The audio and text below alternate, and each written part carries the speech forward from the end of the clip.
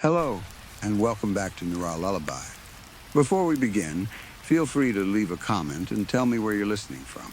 I love reading every single one. If you enjoy chilling tales that sing like a dark lullaby, don't forget to like the video and subscribe to the channel. Turn on notifications so you never miss a new story. Now, get comfortable, dim the lights if you dare, relax your mind, let the outside world fade away. And let's begin. Story 1, Rainbow Creek, was not the kind of town people dreamed about visiting. Most people outside Montana had probably never even heard of it. The town likely would not have existed at all without the 2 colleges built near its center and the federal prison located several miles beyond the mountains. It was a small city surrounded by cold forests, steep hills, and snow-covered peaks. The people who had lived there all their lives seemed perfectly happy, with the quiet streets, family-owned restaurants, and slow way of living. College students were different. Most of us had come from larger cities, and we often searched for anything that reminded us of the places we had left behind. That was what brought me to Gannon's antique shop. Back home, my mother loved visiting antique stores. Some of my earliest memories were of following her through crowded aisles while she searched through old furniture, faded paintings, dusty jewelry, and strange decorations. She had always been interested in things that carried a history. She often told me that an old object was more interesting than a new one because it had already lived a life before reaching you. At the time, I was nearing the end of my first semester as a freshman. The excitement of moving away from home had faded, and homesickness had begun to settle over me. I missed my mother, my old bedroom, and even the boring weekend trips to antique stores that I had once complained about. One evening, I was walking through town while the cold, late autumn wind blew against my face. Most of the stores were beginning to close, but the light inside Gannon's antique shop was still glowing. I had passed the place many times without going inside. That evening, however, the sight of the dusty windows and the old items displayed behind the glass reminded me so much of home that I finally decided to enter. A small brass bell rang above the door. The inside of the shop smelled of dust, old paper, leather, and something faintly metallic. The store was much larger than it appeared from outside. Tall shelves crowded the walls, and narrow paths twisted between glass cases, wooden cabinets, and piles of ancient-looking objects. An old man sat behind the counter. I assumed he was Gannon. He barely reacted when I entered. He glanced up from a stack of documents, gave me a brief nod, and then returned to his reading.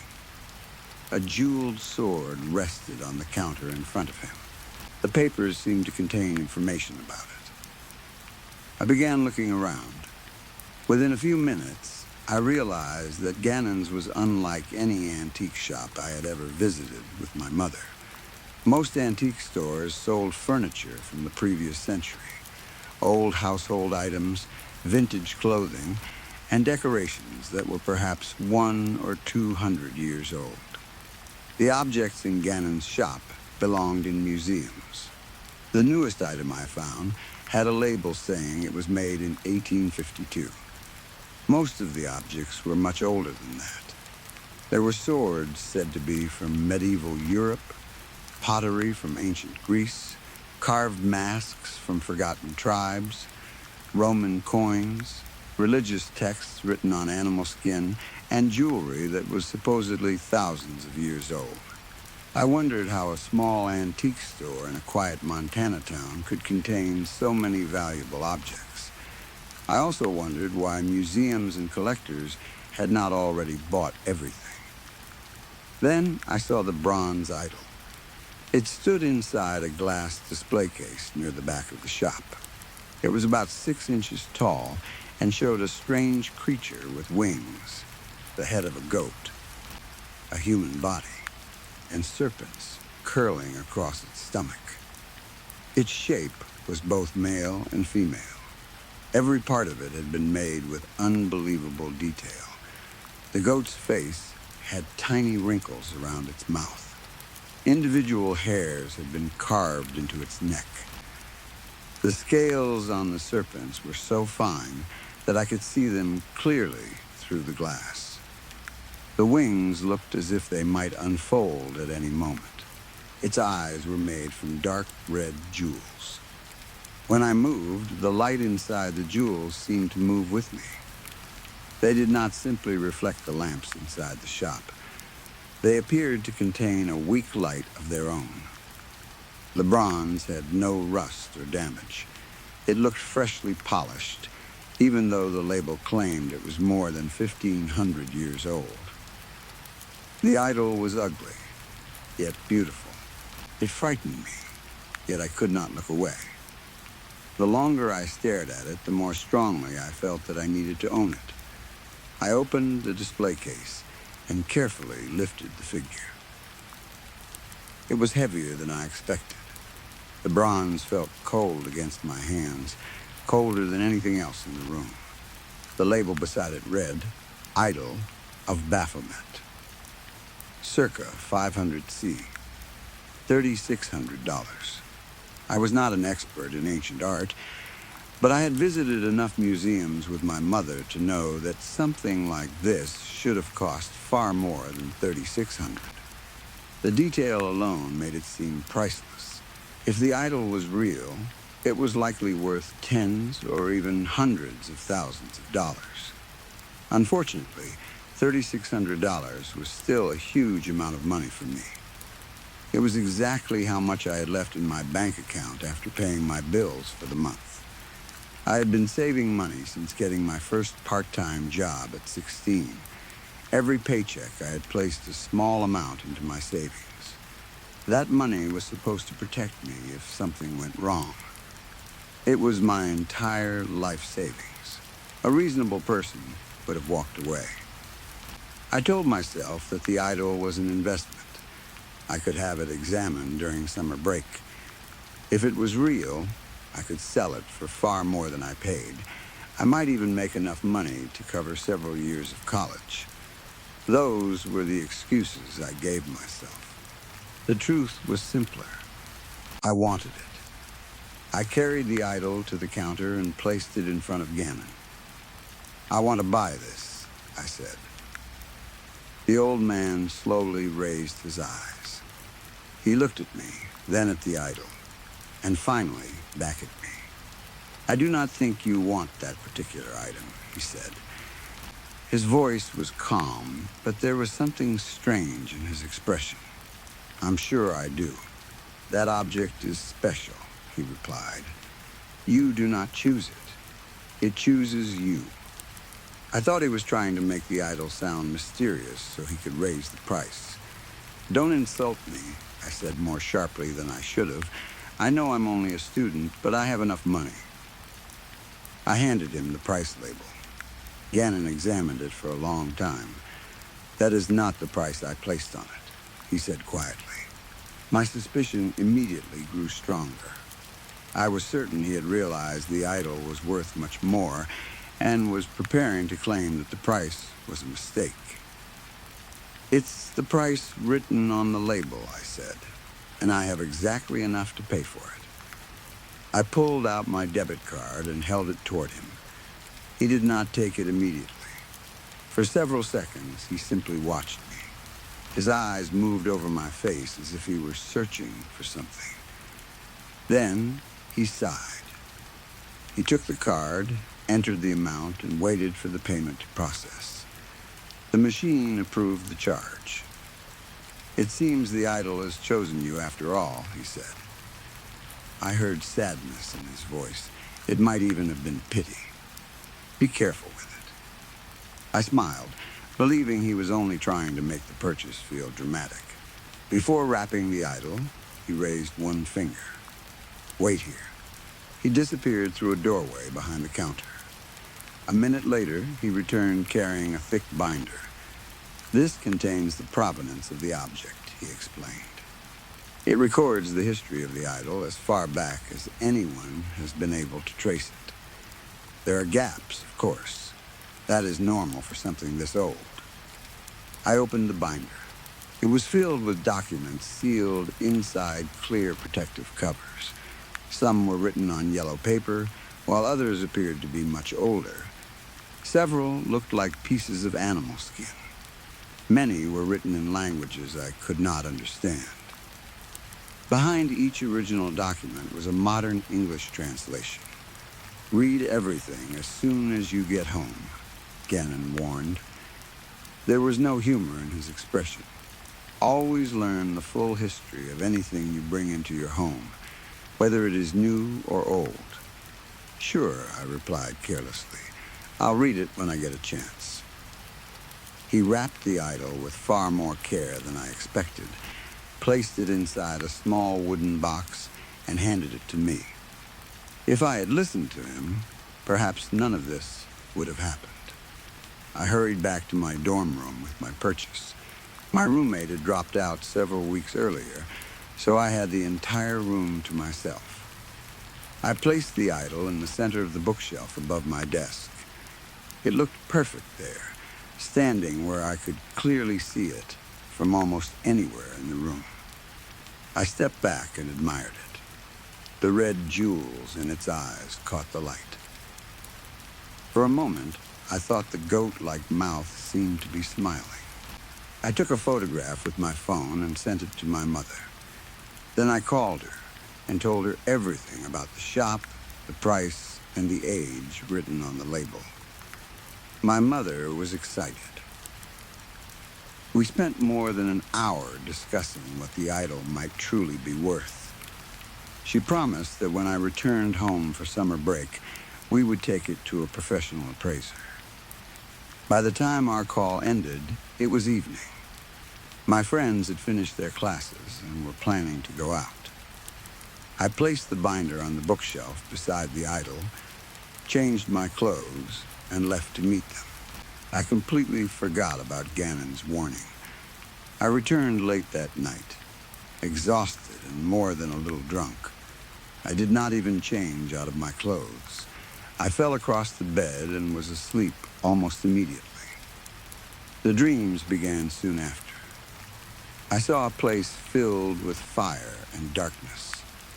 Damned souls screamed as flames burned through their bodies without killing them. People crawled across black stone floors, while unseen creatures tore pieces from them. The air was filled with smoke, pain, and endless suffering. The dream shifted. I saw living people committing terrible acts against one another. I saw lovers betraying each other, parents harming their children, friends turning against friends, and strangers killing for pleasure. There was blood everywhere. Behind every scene stood a winged figure with the head of a goat. It watched silently. Its red eyes glowed in the darkness, and a cruel smile stretched across its mouth. When I woke the next morning, I felt as if I had not slept at all. My entire body was heavy, and my mind was covered in fog. I blamed the alcohol and the late night. My first class began early, and I struggled to remain awake through the lecture. I could barely follow what the professor was saying. The images from my dreams continued to appear in my mind whenever I closed my eyes. After surviving my classes, I returned to the dorm early in the afternoon. I planned to sleep for only an hour. The moment my head touched the pillow, I fell unconscious. The same terrible world waited for me. This time, everything was clearer. I could smell sulfur and burned flesh. The smoke entered my lungs and made me choke. I felt the heat of the flames against my skin. I experienced the pain of every person I saw. When a betrayed woman discovered her husband with another person, I felt her heart breaking inside my chest. When a man was stabbed in an alley, I tasted blood in my mouth. When a prisoner was tortured, I felt each cut across my own skin. The sounds became unbearable. Billions of voices screamed around me. They begged for mercy, but there was no mercy in that place. I tried to wake up. I knew I was dreaming, but I could not open my eyes. I could not move my real body. I was trapped inside the nightmare. It felt as if I remained there for years. When my alarm finally rang, I woke with a desperate gasp. I sat upright, clutching my throat and pulling air into my lungs. My heart beat so violently that my chest hurt. I began hyperventilating. For several minutes, I could not convince myself that I was safe.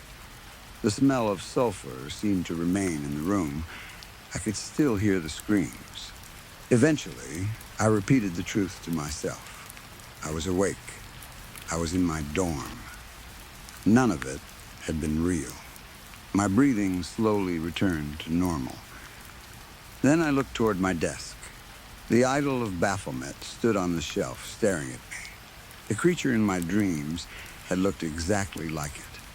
I walked across the room and picked it up. The metal was freezing cold. I examined the wings, the serpents, the goat's face, and the red gemstone eyes. The eyes seemed brighter than before. "Why are you appearing in my nightmares?" I whispered. "You're beautiful." I do not know why I called it beautiful. The words simply came out. As I stared into those red jewels, I felt as though something was looking back through them. I quickly returned the idol to the shelf and left for class. My friend Geraldine noticed my condition immediately. She sat beside me during our first lecture, and when class ended, she followed me into the hall. "What's wrong with you?" she asked. "You look like something has been feeding on you." "You have no idea," I replied. "Then explain it." Geraldine often spoke in a playful or sarcastic way, but I could tell she was truly worried. "I've been having nightmares," I admitted. "Really terrible ones. They don't feel like normal dreams. They feel like I'm actually there." "What do you mean?" "I can smell things. I can taste things. I feel pain. I can feel heat and smoke. Everything feels completely real." Geraldine's thin eyebrows pulled together. "I've heard of vivid dreams," she said, "but I've never heard of someone dreaming with all 5 senses. Maybe we should go to the library and find a book about dreams." I shook my head. "No, I already have enough dream-related thoughts in my head. I don't want to spend the day reading about brain patterns or old myths." Geraldine studied me for a moment and then smiled. "Fine, then we'll try a different kind of medicine." "What kind?" "We skip our next classes, go to your dorm, and start drinking early. I'll bring some weed, too. Your roommate is gone, so nobody will bother us." The idea was irresponsible, but it sounded wonderful. I could definitely use something that helps me stop thinking, I said. "Perfect. Go back to your dorm. I'll meet you there in an hour." She arrived almost exactly an hour later with a backpack full of beer, a flask of whiskey, rolling papers, and a small bag of marijuana. We began with Boilermakers, dropping shots of whiskey into our beer and drinking them quickly. After that, Geraldine rolled 2 joints. For the first time since the nightmares began, I felt relaxed. We talked about professors, classmates, relationships, music, our families, and every useless piece of gossip we had heard during the week. We avoided discussing my dreams. That distraction helped more than I expected. For a few hours, I felt normal again. After our 5th game of Uno, Geraldine happened to look toward my desk. "What is that?" she asked. I followed her gaze and saw the idol. I walked over, removed it from the shelf, and placed it on the table between us. "It's an ancient idol of Baphomet," I explained.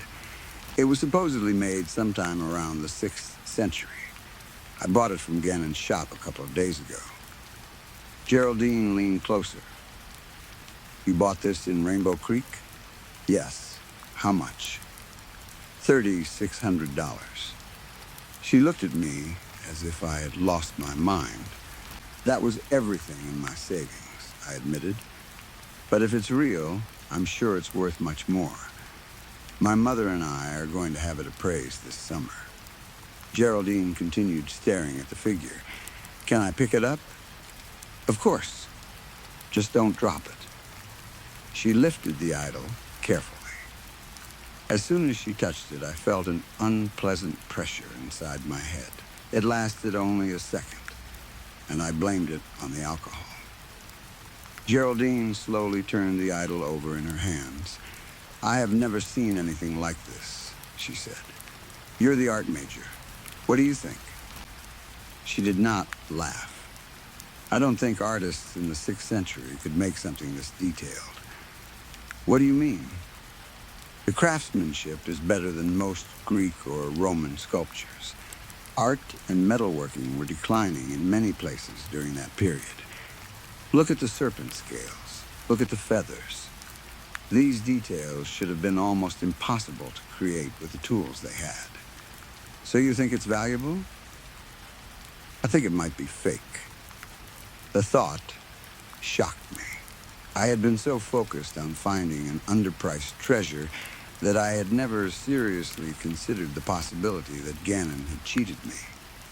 I bought it from a respected antique dealer, I said. Why would he sell me a fake? Did he give you any documents proving where it came from? For several seconds, I could not remember. Then I looked at the bookshelf. He gave me a binder. I retrieved it and placed it in front of Geraldine. He called it the Provenance. Geraldine carefully placed the idol on the table and opened the binder. She examined several of the original documents, paying attention to the paper, ink, and visible signs of age. This looks serious, she said. Have you read it? No. None of it?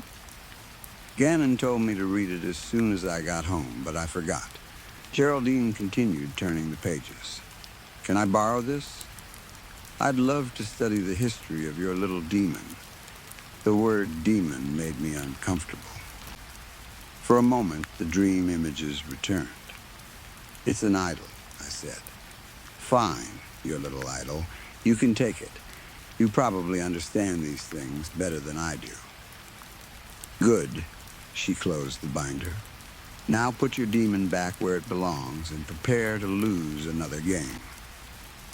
We continued drinking and playing cards until late at night.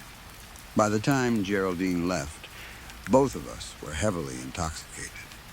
She carried the binder under one arm. I returned the idol to its place on the shelf. That night, my dreams changed. Instead of countless scenes of suffering, I saw one enormous chamber made from black stone. Rivers of blood flowed through channels cut into the floor. At the far end of the chamber stood a throne made from bones. Baphomet sat upon it. He was no longer the size of the idol. He was enormous. His horns rose above his head, and his black wings stretched behind the throne. His red eyes burned like coals. He spoke to me in a deep voice. The language was dark and ancient. I could not understand the words, but each sound created a strange feeling inside my skull. It felt as though thin threads were wrapping around my brain. Baphomet gave me a command. I did not understand what he said, yet my body obeyed. I approached the throne. He reached out one clawed hand, and I placed my right hand inside it. His grip tightened like a steel trap. With his other hand, he extended one long finger. The claw at the end was black and sharp. He pressed it against my palm. Then he pulled it across my skin. The claw opened my hand from one side to the other. I felt everything. I felt the sharp point break through my skin. I felt it slice through flesh. I felt warm blood running down my wrist. But I did not scream. I could not resist him. Baphomet released my hand and spread his arms and wings. His eyes stared into mine. I felt as though he could see every thought, every memory, every fear, and every secret hidden inside me. Something forced me to raise my bleeding hand. I pressed my palm against his chest, directly over his heart. The instant my blood touched him, something entered my body. It felt like lightning and fire. The sensation spread through every organ and every limb. It was the greatest pleasure and the worst pain I had ever felt at the same time. It reached my brain and remained there, burning. Then I woke. My alarm was ringing beside my bed. For a moment, I lay still, trying to understand where I was. Then I felt a violent throbbing in my right hand. I raised it. A deep cut crossed my palm. Fresh blood slowly leaked from the wound. The edges were dark and partly burned, as if the cut had also been cauterized. It was exactly the injury Baphomet had given me in the dream. I screamed. I kept screaming until people began pounding on my door. Several students shouted my name and asked if I was in danger. Someone threatened to break the door down. I finally forced myself to stop screaming and opened it. The students saw the wound and immediately offered to take me to a doctor. One person wanted to call campus security. I refused. A doctor would ask how the injury happened. I could not tell anyone that a demon had cut my hand inside a dream. They would believe I had harmed myself. They might think I was suffering from a mental breakdown. I could have been removed from school or taken to a psychiatric hospital. I lied. I said I had cut myself by accident and had screamed because of the pain. I promised to visit a doctor on my own. After everyone left, I called Geraldine. She did not answer. I called again. Then again. After several failed attempts, I went to her dorm. Her roommate told me she had not seen Geraldine that morning. Geraldine did not attend class. By the time I returned to my room, I was close to panic. Then I saw her standing outside my door. She held the Provenance binder against her chest. In her other hand was a large, dusty book that looked as though it had not been opened in decades. Geraldine's face was pale. Her eyes were red and tired. "We need to talk in private," she said. "Right now." "What happened?" "Open the door." I unlocked my dorm room, and we entered. As soon as the door closed, Geraldine rushed to the table and placed the binder and old book on it. "We have a problem," she said. "A huge problem. Bigger than anything I know how to explain. Whatever it is, I think we need drinks first." She nodded immediately. I took 2 beers from the small refrigerator. Geraldine opened hers and drank the entire can without stopping. She slammed the empty container onto the table. "I couldn't sleep last night," she began. "I had the same nightmares you described. My stomach tightened. You saw the fire? I saw everything.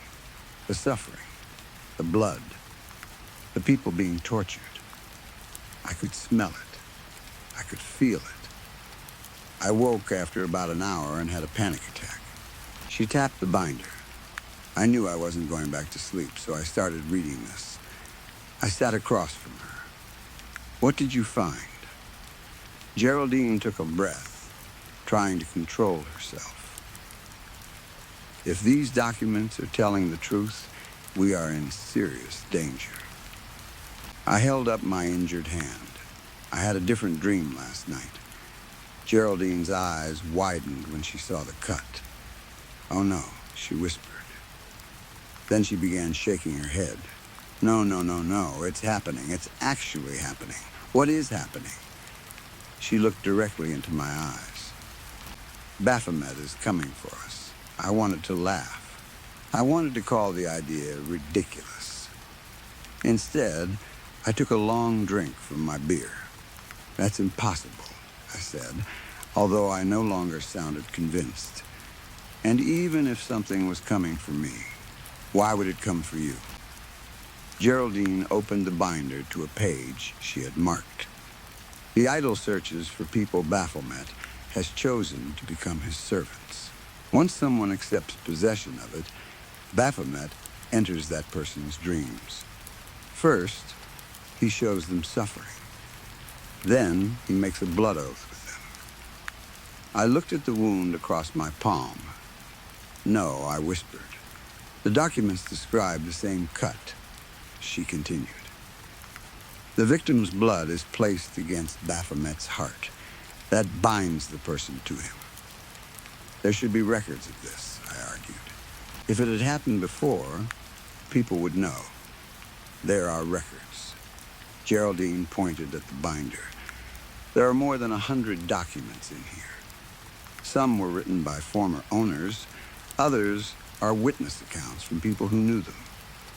Every owner suffered nightmares. Every owner became violent or disappeared.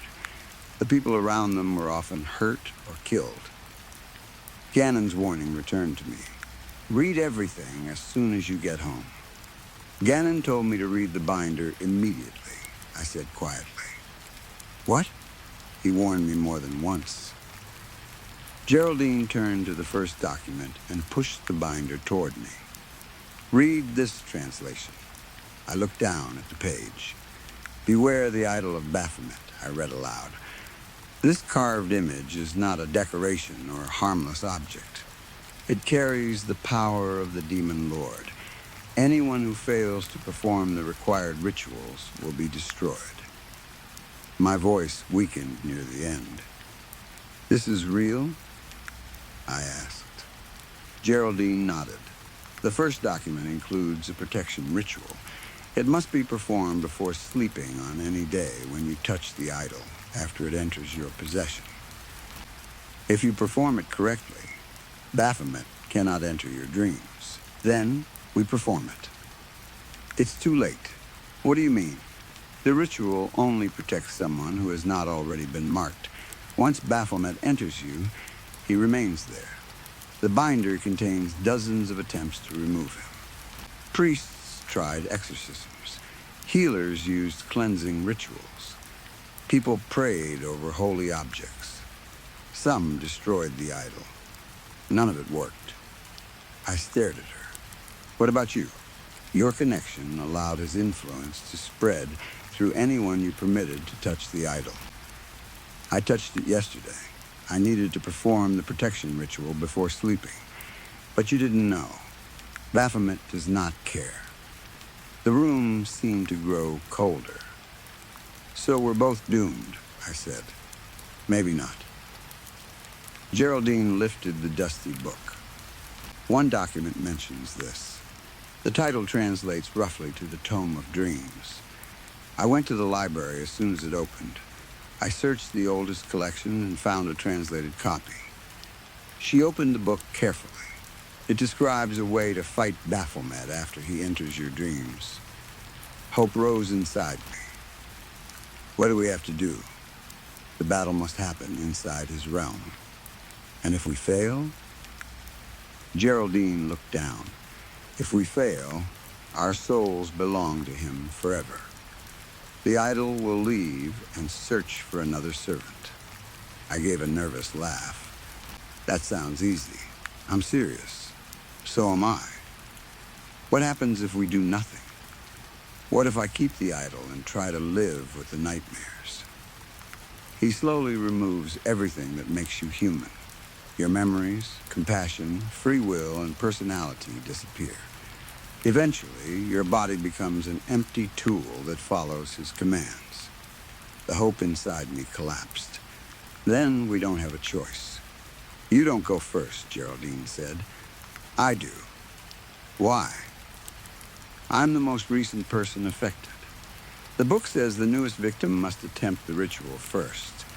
If I succeed, I can return and help guide you through the same process. You keep calling it a dream ritual. It isn't a dream. Geraldine's expression became painfully serious. Our souls are being taken somewhere real. Those people we see are real. The pain is real. Baphomet is bringing us into his section of hell. I lean back in my chair. Well, I said weakly, that makes everything much worse. Geraldine reached into her bag and removed a metal thermos. Before I sleep tonight, I'm going to drink this. What is it? A tea made from marijuana, peyote, and ayahuasca. I stared at her. You made that? I followed the instructions in the book. The mixture is based on traditions older than Christianity.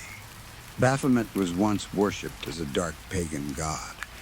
The drink is supposed to keep my mind aware when my soul enters his world, and then I perform the ritual inside the throne room. If it works, the connection breaks. None of it made sense to the part of me that still wanted a normal explanation. But there was a deep cut across my hand. There was no normal explanation for that. I thought about every choice that had brought us there. I had bought the idol after Ganon warned me not to. I had spent all my savings because I was greedy. I had ignored the binder. I had allowed Geraldine to touch the idol. Now, she was cursed because of me. The guilt was crushing. Geraldine stayed in my dorm that night. She drank the mixture from the thermos and immediately made a face at the taste. "That is horrible," she whispered. She lay down on my former roommate's bed. "If I start shaking, don't wake me," she instructed. "No matter what happens, don't touch me until morning. What if you stop breathing?" Then I probably failed. That isn't comforting. It wasn't supposed to be. Within minutes, Geraldine fell asleep. I remained awake for as long as I could. I watched her chest rise and fall. At first, she appeared peaceful. Eventually, exhaustion took control of me. My first dreams were normal. I saw meaningless images created by a tired mind. I walked through my childhood home. I sat inside a classroom that had no doors. I spoke to people whose faces kept changing. Then, everything shifted. The air became hot. The floor beneath me turned into black stone. I was standing inside Baphomet's throne room. The rivers of blood flowed around me. The walls disappeared into darkness above. Baphomet sat on his throne of bones. Geraldine stood before him. She held something in her hands, perhaps a symbol from the ritual. Her lips moved as she spoke words I could not hear. For one moment, a circle of pale light surrounded her. Baphomet roared. The chamber shook. Geraldine raised her hands and shouted the final words. The light vanished. Baphomet reached forward with one enormous clawed hand and grabbed her by the neck. He lifted her from the ground. Geraldine kicked and scratched at his fingers. She could not loosen his grip. Baphomet spoke in the same dark language. This time I understood the meaning. Failure, now take your place forever. There was a sharp cracking sound. Geraldine's head suddenly twisted too far to one side. Her arms fell still. Her mouth hung open, and her lifeless eyes stared toward me. I tried to scream her name, but no sound came out. Baphomet dropped her body. Then he looked at me. His eyes filled my entire world. He spoke again. I did not understand every word, but I understood his promise. He was going to make me suffer. He would force me to remain alive long enough to understand what I had become. When he was finished using my body, he would take my soul into hell and keep me beside him forever. That happened 6 days ago. At least that is what the calendar on my computer says. I woke this morning on the floor of my dorm room. My clothes were torn. My arms and legs were covered with cuts and bruises. Dried blood stained my hands, shirt, jeans, and shoes. Some of it was mine. Most of it was not. Geraldine was gone. A large, dark blood stain covered the bed where she had fallen asleep. There was no body. The idol was also missing. For several hours, I tried to convince myself that Geraldine had survived. I imagined her waking before me, taking the idol, and leaving to destroy it. Perhaps the dream had been a lie. Perhaps she had completed the ritual and escaped. Perhaps the blood on the bed belonged to me.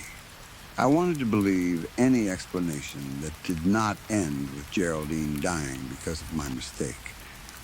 But I know what happened. My memory of the last 6 days was hidden behind a thick fog when I first woke. I saw brief images without understanding them.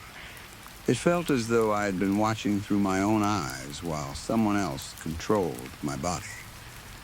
I remembered driving at night. I remembered blood. I remembered people screaming. I searched local news reports to understand the images. Everything I remembered had actually happened. 2 days ago, a family of 5 was murdered inside their home. The attack was so brutal that investigators could not decide whether the killer had used weapons or attacked them like an animal. I remembered that house. I remembered entering through the back door. I remembered the father trying to protect his children. I remembered bafflement laughing inside my head. A student from my college had been found in the woods. She had been tortured and left to die after losing too much blood to scream. I knew her. I remembered following her after class. I remembered tying her hands. I remembered watching hope disappear from her eyes. A cinder block had been dropped from a highway overpass. It smashed through the windshield of a moving car. The driver lost control and caused a 40-car collision. More than a dozen people died. I remembered standing above the highway. I remembered lifting the block. I remembered releasing it when Baphomet told me to. There were other crimes, so many others. The fog continued to disappear as I read.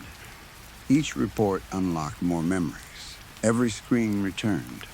Every face became clear. I know what my body did during those 6 days. I know that I was not controlling it. Baphomet was. But the worst truth is not that he used my body. The worst truth is that part of me enjoyed it. When people begged, I felt powerful. When they screamed, I felt pleasure. When they died, I felt something inside me become satisfied. Perhaps Baphomet placed those feelings inside me.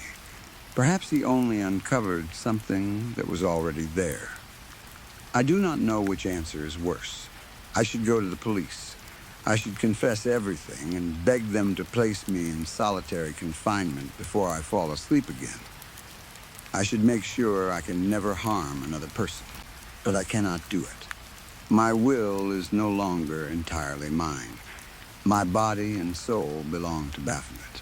For 6 days each week, he controls me. On the 7th day, the Lord's Day, I am allowed to wake and understand what I have done. Today is that day. Perhaps he gives me this freedom as punishment. He wants me to remember. He wants me to feel guilt before he takes control again. Even if I tried to reach the police, I do not know whether he would allow it. He could seize my body before I arrived. He might force me to attack the officers. The blood oath cannot be broken. No priest can save me. No ritual can cleanse me. Geraldine tried, and she died. All I can do is leave this warning. If you ever see the idol of Baphomet, walk away. Do not buy it. Do not accept it as a gift. Do not pick it up. Do not even touch it. The protection ritual was inside the provenance binder, but the binder is gone. Destroying it was one of the first things my body did while Baphomet controlled me. Without those instructions, the next person has no defense. Perhaps the idol has already found someone. Perhaps it is sitting in another antique shop with a cheap price beside it. Perhaps an innocent person has already noticed the shining bronze, the perfect details, and the deep red gemstone eyes. They may believe they have discovered something valuable. They may feel that strange need to possess it. They may ignore every warning, just as I did.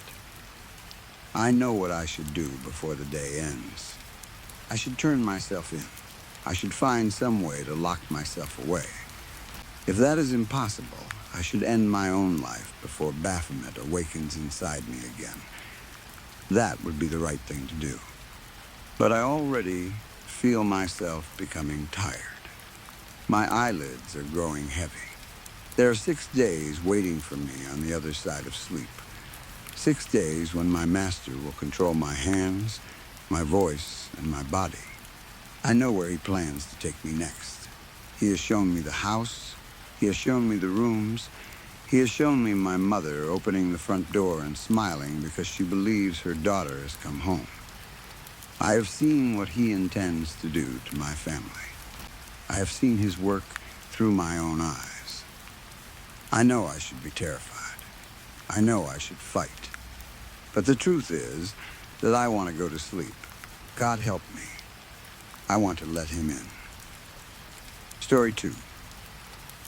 I felt completely alone sitting in that parking lot, but it was not the peaceful kind of loneliness I normally enjoyed. It felt heavier than that. There was a strange pressure in the air, an uneasy feeling resting against my chest. It was the kind of feeling that made me wish someone else was nearby, even if they were only sitting in another car.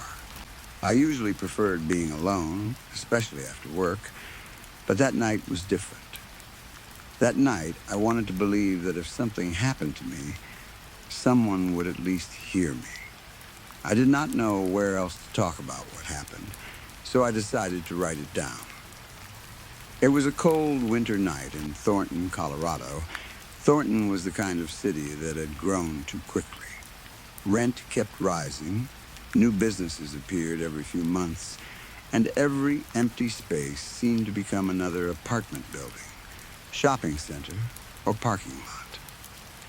Whatever natural beauty the area once had felt buried under concrete, bright signs, and traffic. Colorado was still called the colorful state, but most nights in Thornton looked gray, crowded, and tired. The temperature inside my car was 36 degrees. Gas prices were terrible, but I did not care enough to sit there freezing. I turned up the heater in my red 2023 Kia Forte and listened as warm air began pushing through the vents. It was 4 in the morning. That hour had always felt special to me. My shift had just ended, and my brother would not be finished with work for another hour. That gave me 60 minutes of complete silence. No customers, no supervisors, no machines, no people asking questions. Just me, my car, and the low hum of the engine. There was something comforting about silence that deep.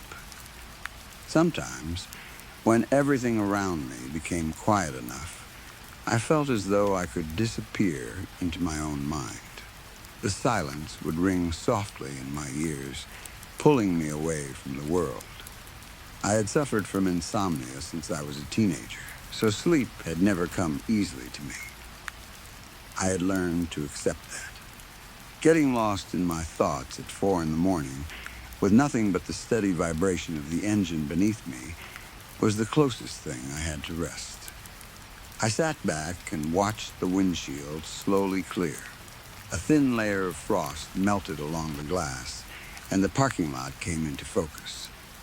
There was not much to see. Every few minutes, someone running late for work hurried across the pavement toward the building. A few cars moved slowly through the lot, carefully passing over the large speed bumps. Those things were so high that I was sure one of them would destroy my suspension someday. I looked at the clock. 4:05 a.m. Only 5 minutes had passed. I pulled my phone from my pocket and opened Reddit. I had been spending a lot of time there lately after discovering a horror podcast called Creepcast. Listening to people talk about strange internet stories had become my newest addiction. After finishing several episodes, I started reading through horror communities on my own. I opened No Sleep and began scrolling. One story had an interesting title, but lost my attention after the first paragraph. Another was about a haunted doll.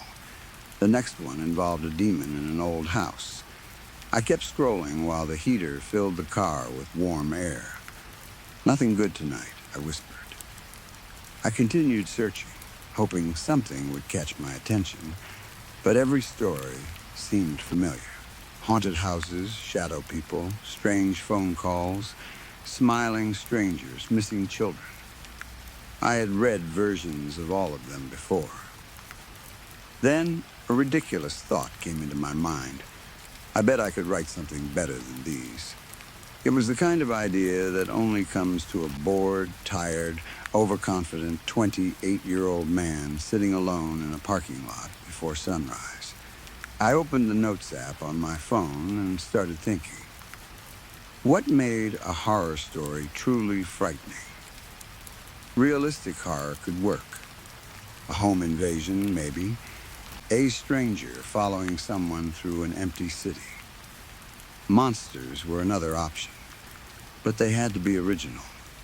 There was body horror, demons, ghosts, cults, strange dimensions, and things that looked human, but were not. I stared at the blank screen. I did not have much time. My brother would be out in less than an hour. I tried thinking about stories that had stayed with me after I finished reading them. Baraska came to mind. So did Feed the Pig. Those stories were frightening because they made the reader feel trapped. Their horror did not disappear when the story ended. It stayed in your thoughts. My mind began drifting.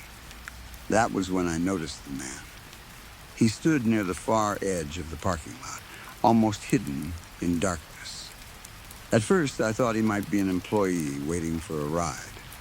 I could not see his face or clothing clearly. He looked like nothing more than a dark outline beneath one of the weak parking lot lights. The strange part was the way he stood. His head was tilted back, and he seemed to be staring directly into the sky. I watched him for several seconds. What could he possibly be looking at? I wondered.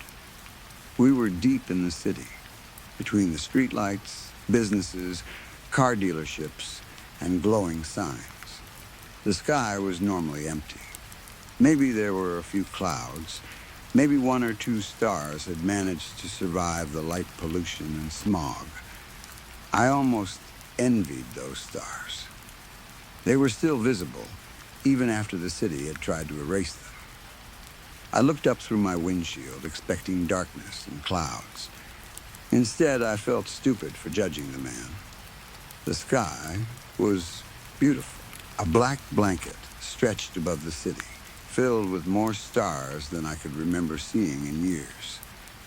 A glowing half-moon rested above the curved skyline. Thin clouds surrounded it like pale fingers.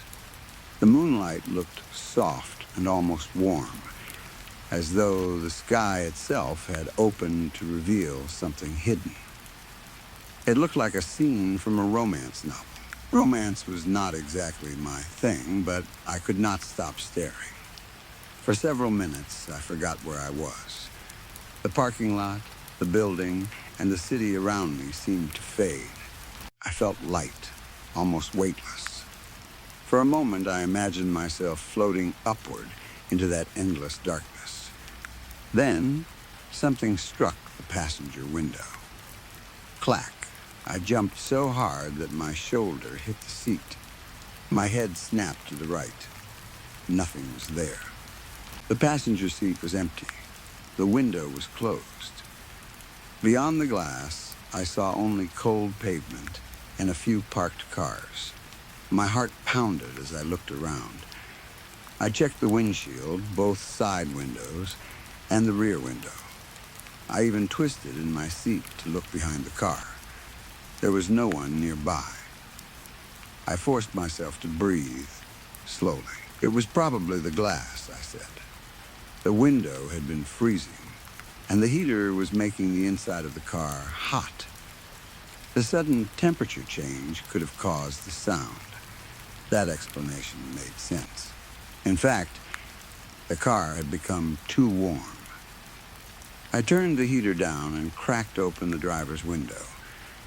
Cold air slipped inside and brushed against my face. I reached into my jacket pocket and found a pack of cigarettes and a lighter. I pulled out a cigarette, placed it between my lips, and lit it. The first inhale felt calming. Nicotine moved through my body and carried away what remained of the stress from my shift. I rested my arm against the door and let the smoke drift through the open window. Then I looked toward the far end of the parking lot again. The man was gone. Someone had probably picked him up. He was likely on his way home, where he would climb into bed and sleep until the afternoon. I envied him. Time passed strangely after that. I remember checking my phone, but I do not remember what I was looking at. I remember watching smoke curl toward the roof of the car. I remember thinking about the story I wanted to write, but every idea disappeared before I could type it. When I looked at the clock again, it was almost 5. I was halfway through my second cigarette when the passenger door suddenly opened. Cold air rushed inside.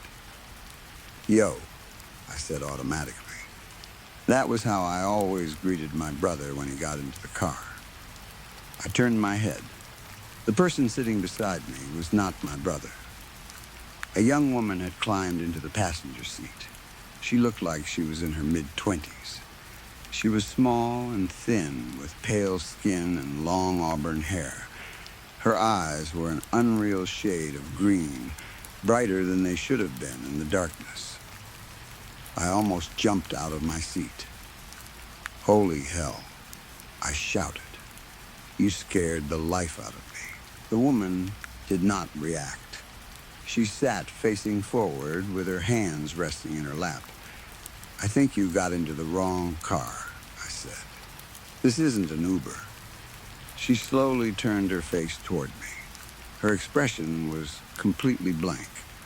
There was no embarrassment, confusion, or fear. She stared at me as though she had not heard a word. I took another drag from my cigarette because I did not know what else to do. My mind immediately went to the worst possible situation. I was married. I lived with my wife and my brother. The last thing I needed was some random woman sitting in my car and later making accusations about me. "Listen," I said, trying to keep my voice firm without sounding threatening. "I don't know what you expect to happen here, but you need to get out of my car." She kept staring. Her green eyes seemed too still. Most people blink without thinking, but she did not. Her chest did not appear to rise or fall. I could not even see her breathe. "Please get out," I repeated. The passenger door opened. I released a breath I had not realized I was holding. Then my brother climbed into the seat. The woman was gone. There was no movement outside the car, no sound of footsteps, no sign that she had ever been there. My brother pulled the door shut. I gripped the steering wheel with my right hand and flicked my cigarette through the cracked window. "Why, yo," I said. My voice came out weak and broken. I waited for him to complain about security. They often stopped him on his way out of the building and asked pointless questions. Normally, he would get into the car already irritated and spend the first 10 minutes of the drive talking about it. That night, he said nothing. I looked over. He was staring at me with the same blank expression the woman had worn. My stomach tightened. "What the hell, man?" I said. "Come on. I'm too tired for this." He did not move. His eyes seemed focused somewhere behind me, as though I were not really there. I waved a hand in front of his face. Nothing. A cold feeling traveled down my spine. I began questioning everything. Had I finally lost my mind? I was exhausted. Bills were behind. I had recently started working nights again. Stress could do strange things to people, but this felt too real. My breathing became shallow. My chest tightened. I tried to say my brother's name, but I could not force the word from my mouth. Then the entire world went black. It felt as though I had been dropped into freezing water. My body jerked violently, and I returned to consciousness all at once. I snapped my head to the left and struck the side of my skull against the driver's window. Pain exploded through my temple. I sat there, dazed, trying to understand what had happened. The passenger seat was empty. I was alone in the car. The air inside was freezing. My fingers were stiff, and I could see my breath. I looked down at the heater. It was turned off. Did I fall asleep? I whispered. I turned the heater up as high as it would go. The vents began pushing out cold air before slowly warming. The clock read 4:59 a.m. I leaned back, shivering even though sweat covered my forehead. The fear from the dream, hallucination, or whatever it had been still felt real. I looked across the parking lot. The dark figure was there again. The man still had his head tilted toward the sky, but now he was walking slowly in my direction. My heart began pounding. I reached into my pocket, searching for my cigarettes. I needed something to calm me down. My fingers found nothing. I checked the other pocket, then the pockets of my pants. The cigarettes were gone. "When is my brother going to get out here?" I whispered. My thoughts felt broken. I could not hold on to any single idea. Then I remembered something that made my blood run cold. I had quit smoking almost 3 years earlier. I had not bought a pack since. I stared at my empty hand. What was I smoking? My eyes moved back toward the shadowy man. He had disappeared. I searched the parking lot, but there was no sign of him. "What am I doing?" I whispered. "Why is this happening?" The lot was almost completely empty now. Most of the cars were gone. The building stood dark and silent in front of me. My phone began ringing. The sound made me jump. My wife's name appeared on the screen. I answered immediately. "Hey, sweetheart, what's up?" I tried to sound normal, but my voice shook. There was no reply. "Hello?" Silence. I pressed the phone harder against my ear. "Can you hear me?" Nothing. I found myself praying that her warm voice would fill the cold car. I had never been a religious person, but at that moment I silently begged any God who might be listening. The call ended. I stared at the phone. Fear turned into anger. I gripped the steering wheel so tightly that my knuckles became white.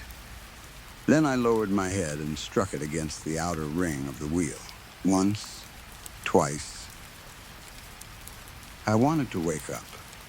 I wanted the night to break apart and reveal that none of it had been real. I pulled my head back for another strike. Instead, I fell backward. The car disappeared beneath me. My body hit frozen ground. Wet grass clawed at my hands. I gasped and looked around wildly. Tombstones surrounded me. I was in a cemetery. The night sky hung above me, filled with the same bright stars and glowing half-moon I had seen through the windshield. I ran my cold hands down my face, trying to control my breathing. I was just in my car, I said. I was waiting in the parking lot. My voice sounded small in the open cemetery. I turned from left to right. Rows of graves stretched into the darkness. Some stones were old and cracked. Others looked newer, with flowers resting against them. I began to panic. My mind searched desperately for an explanation. Maybe I had driven there without remembering. Maybe I had suffered some kind of medical emergency. Maybe I was still asleep in the car. I covered my face with both hands. When I looked through the gaps between my fingers, I noticed the tombstone directly in front of me. The name carved into it made my heart stop. Alan Davis. Loving brother, son, and friend. I stared at the words. The cold air vanished from my lungs. Alan, my brother. Memories returned violently. A car accident. A phone call in the middle of the night. Police lights. My mother crying so hard she could barely stand. A hospital hallway. Someone telling us that Alan and his fiancée had both died before the ambulance arrived. I remembered the funeral. I remembered standing in that same cemetery. I remembered being asked what words should be placed beneath my brother's name. I had been too broken to think of anything meaningful. In the end, I had chosen the simple words now carved into the stone. Loving brother, son, and friend. I had hated them ever since. They felt too small for an entire life. I reached toward the grave, but my hand stopped before touching it. He's dead, I whispered. The truth crushed me all over again. Alan had been dead for nearly 2 years. So why had I been sitting outside his workplace waiting for him to finish his shift? Why had I been doing it as though it were normal? I tried to remember driving to the parking lot, but there was nothing. I remembered finishing my own shift. I remembered getting into my car. After that, my thoughts became uncertain. Had I been waiting for Alan every night? Had I been forgetting his death again and again? My phone rang. The sound echoed through the cemetery. Before I could answer, everything became black. I opened my eyes inside the car. My hands were gripping the steering wheel. The heater was running. My phone was ringing in the passenger seat. My wife was calling again. I grabbed it. Hello? Tears were already moving down my face. For one terrible second, there was silence. Then I heard her voice. Sweetheart, what's wrong? The warmth in her tone changed everything. The car no longer felt empty. The darkness outside seemed less powerful. Why aren't you home yet? She asked. Are you okay? I tried to answer, but my throat closed. Yeah, I finally managed. I'm okay. You don't sound okay. I wiped my face with my sleeve. I'm going to start driving home now, I said. I forgot. Forgot what? I looked toward the building. I was waiting for Alan again. My wife became quiet. It was not the terrible silence from before. It was a sad, understanding silence. Oh, honey, she whispered. I don't know what's wrong with me. You're tired, she said gently. You've been working too much. Just come home. Drive carefully. I will. Do you want me to stay on the phone? I looked around the parking lot. For the first time, I noticed that the building in front of me was abandoned. Several windows were boarded up. The company sign had been removed, leaving only a pale outline on the wall. Alan's workplace had closed more than a year ago. No, I said, though part of me wanted to say yes. I'm okay now. Come home. I love you. I love you too. The call ended. I sat there for a while with the phone resting in my hand. Hearing my wife's voice had helped. My breathing slowed. My muscles relaxed. I wiped the remaining tears from my face and placed the phone in the cup holder. I told myself that grief could do strange things to the mind. Exhaustion and insomnia probably made it worse. Maybe I had fallen asleep and dreamed everything. Maybe I had driven to the old workplace because part of me still remembered picking Alan up there. There had to be a reasonable explanation. I shifted the car into drive. Before pulling away, I looked once more toward the far edge of the parking lot. There was no man, no woman, no one at all. Only the empty pavement beneath the moonlight. I started driving. The familiar hum of the engine surrounded me. The silence returned, but it no longer felt peaceful. It felt watchful. As I reached the exit, a sweet smell drifted through the car. I had noticed it earlier, but I had been too frightened to understand what it was. I slowed down. The smell grew stronger. It was soft and familiar, like flowers mixed with perfume. I knew that scent. Alan's fiancée used to wear it. My hands tightened around the steering wheel. In the rearview mirror, the back seat looked empty. Then, something tapped gently against the passenger window. Clack, story 3. I accepted the night security job at Lakeside Carnival without giving it much thought. I had been looking for work for several weeks, and when I saw the advertisement, the position sounded almost perfect.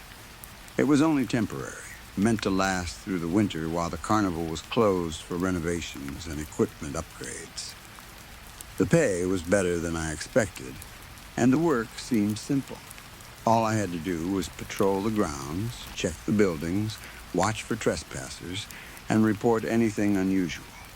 I had always preferred working at night. I liked the quiet and the feeling of being alone while most of the town was sleeping. Crowded places made me uncomfortable, and I had never been very good at making conversation with strangers. The idea of spending my shifts walking through an empty amusement park under the stars sounded strangely peaceful. Lakeside Carnival had been part of the town for longer than most people could remember. It sat near a small lake on the edge of the woods, several miles from the busiest part of town. During the summer, the place was full of families, music, laughter, and the smell of fried food. Children ran between the rides while parents stood in long lines carrying stuffed animals and paper cups filled with lemonade. In winter, however, the carnival became something completely different. The bright signs were turned off. The ticket booths were locked. The games were covered with sheets of plastic, and the rides stood motionless beneath the cold night sky. Colors that looked cheerful during the day appeared, faded beneath the moonlight. The roller coaster rose above the park like the ribs of some enormous dead animal. Its metal tracks twisted into the darkness, looking like long, skeletal fingers reaching toward the stars. There was something beautiful about the empty park, but there was something unsettling about it as well. It felt too still, as though every ride, booth, and statue were holding its breath. I arrived for my first shift shortly before sunset. The sky had already turned gray, and a thin layer of ice covered parts of the parking lot. I parked near the main gate and waited beside the locked entrance until a man came walking toward me from inside the park. He introduced himself as Mr. Davidson, the carnival's manager. He looked to be in his mid-60s. His hair was gray and deep lines covered his face. He had the tired expression of someone who had spent most of his life dealing with difficult workers, Broken machines, unhappy customers, and problems that never seemed to end. His heavy coat was buttoned all the way to his neck, and a ring of old keys hung from his belt. Davidson shook my hand, unlocked the gate, and led me inside. He showed me the small security office near the entrance. It contained a desk, an old computer, several security monitors, a radio, a wall clock, and a metal cabinet filled with flashlights and spare batteries. Most of the cameras worked, although several showed nothing but static because the electrical system was being replaced. After that, he walked me around the park and explained my patrol route. I was supposed to begin at the entrance, follow the main path past the food stalls, circle the Ferris wheel, check the maintenance buildings, pass the roller coaster, and then return through the older section of the carnival. The older section contained the carousel, a funhouse, several abandoned game booths, and a collection of clown statues that had been used as decorations since the park first opened. Davidson spoke very little as we walked. His voice was low and rough, and he seemed uncomfortable being in the park after dark. Every few minutes, he glanced over his shoulder, even though we were clearly alone. When we reached the carousel, he stopped. The ride stood beneath a large round roof decorated with faded paintings of smiling children, white horses, and blue skies. Dozens of wooden horses were fixed to brass poles. Their mouths were open, their painted teeth showing, and their glass eyes reflected the last light of the evening. Davidson stared at the carousel for several seconds before turning toward me. "There are a few things you need to remember while you're working here," he said. I expected him to explain how to shut down the electricity or what to do if I discovered a broken fence. Instead, he lowered his voice. "This place isn't like other amusement parks," he continued. "It has a history. Some of that history is good. Some of it isn't. You need to follow the rules, especially during the early morning hours." I smiled, thinking he was trying to frighten the new employee. "What kind of rules?" I asked. "Don't ride the Ferris wheel by myself? Make sure none of the clowns escape?" Davidson did not smile. He reached into the inside pocket of his coat and removed a folded piece of paper. It looked old and had been opened so many times that the creases were beginning to tear. He handed it to me. Across the top, written in faded ink, were the words, "Night Security Rules." Below those words were 4 instructions. The first warned me never to look directly at the carousel between 1 and 3 in the morning. The second said that if I heard carnival music, I should follow the sound toward the main entrance and remain there until the music stopped. The third warned me never to enter the funhouse alone. The final rule said that if someone dressed as a clown waved at me, I should turn around and walk away. I read the list twice before looking up at Davidson. I laughed because I did not know how else to respond. "You're serious?" I asked. His expression remained hard, completely serious. "Is this some kind of tradition?" I said. "Something you give every new guard?" "You can call it whatever you want," he replied. "Just follow the rules." He stepped closer and stared directly into my eyes. "Do not break them under any circumstances." There was something in his expression that made my smile disappear. For a moment, I thought I saw real fear in his eyes. It was not the playful look of someone telling a ghost story. He looked like a man warning me about a dangerous animal that had already killed before. I folded the paper and placed it in my pocket. "Fine," I said. "I'll follow them." Davidson nodded, but he did not appear relieved.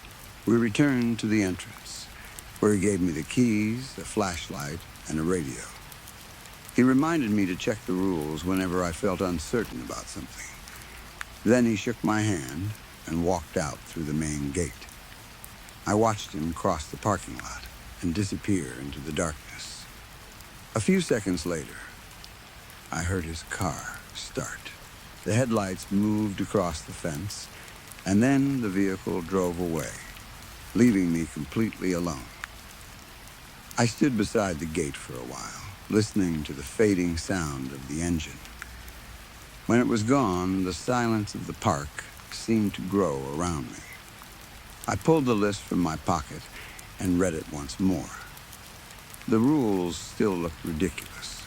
I decided they were probably part of an old joke, passed from one night guard to another. Perhaps Davidson enjoyed making new employees nervous. Maybe the rules had begun as a way to prevent workers from damaging the rides or wandering into unsafe areas. The first instruction seemed harmless enough.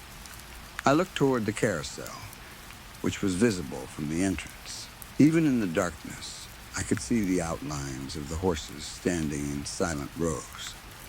Their glass eyes reflected small points of light from the security lamps. For a moment, it seemed as though several of them were looking back at me. I quickly dismissed the thought. It was only an optical effect caused by the angle of the lights.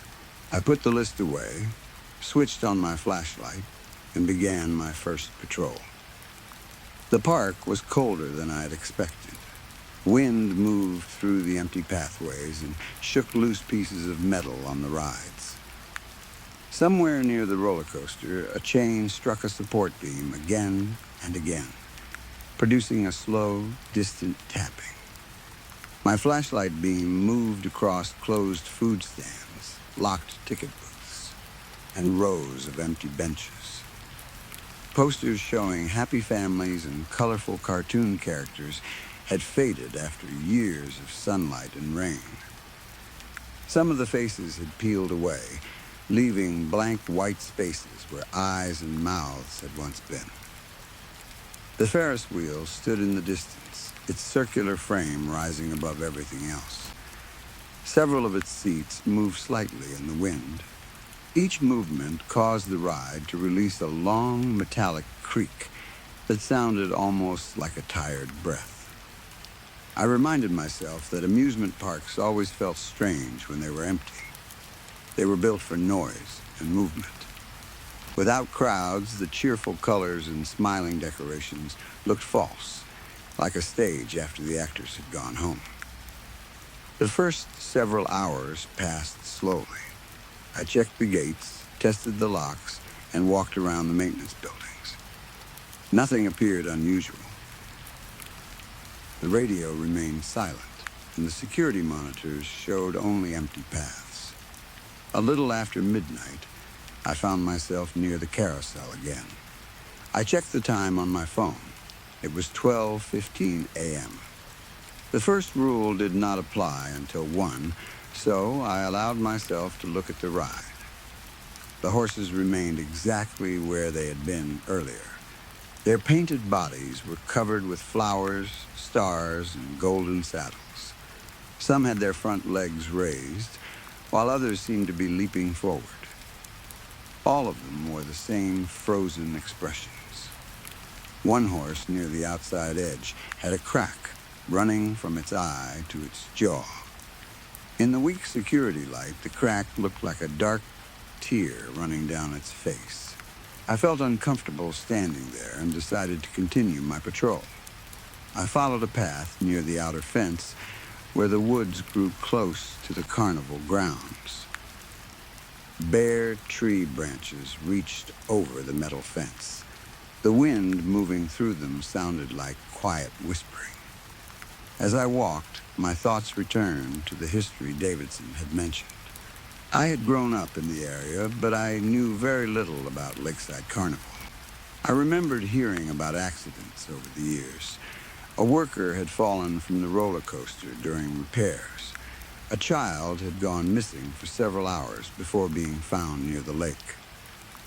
There had also been a fire in one of the old buildings long before I was born. None of those stories seemed unusual for a park that had been operating for decades. Still, the way Davidson had spoken made me feel that he had been referring to something else. Near the back of the park, I reached the funhouse.